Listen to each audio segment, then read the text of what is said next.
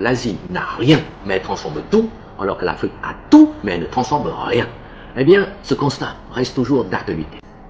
Et pour la démonstration, nous allons examiner deux pays semblables, la Côte d'Ivoire en Afrique et la Malaisie en Asie. Et la Malaisie était donc plus pauvre que la Côte d'Ivoire il y a 25 ans.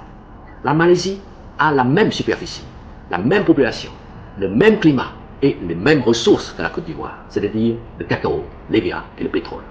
Et son premier ministre, le docteur Mahathir, surnommé Dr M ou Dr Miracle, a fait de la transformation son credo, sa priorité. Ainsi, la Malaisie transforme automatiquement toutes ses matières premières. Par exemple, elle transforme son EVA en pneus de voiture, en préservatifs, en gants caoutchouc.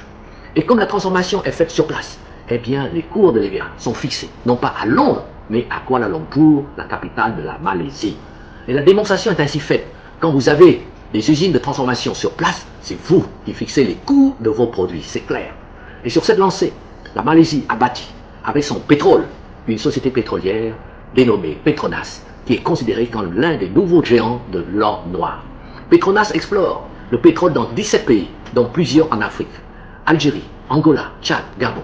Et Petronas possède à Kuala Lumpur les tours jumelles les plus hautes du monde, 452 mètres de haut, qui viennent d'être dépassées par la tour Taipei 101 à Taïwan, qui fait 509 mètres de haut, un demi-kilomètre de haut. Et ces tours possèdent des ascenseurs qui ne mettent que 37 secondes pour monter les 500 mètres de haut. Et vous voyez par vous-même les images de la Malaisie, c'est un paradis. Un paradis qui a permis à la Malaisie d'attirer 12 millions de touristes en 2004 et qui lui rapportait 6 000 milliards de recettes en devises, soit 4 fois le budget national de la Côte d'Ivoire. Et j'ajoute que la Malaisie a intégré la mondialisation dans sa vision économique en donnant la priorité à la création de grandes structures sur lesquelles peuvent se greffer leurs PME pour leur permettre ensemble de conquérir tous les marchés mondiaux. Comme les autres dragons, la Malaisie sait que sans les grandes structures, aucune PME ne peut conquérir à elle seule les marchés mondiaux.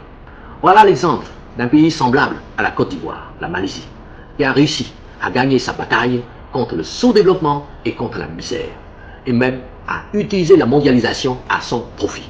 Et tout cela grâce à sa politique de la transformation sur place de ses produits.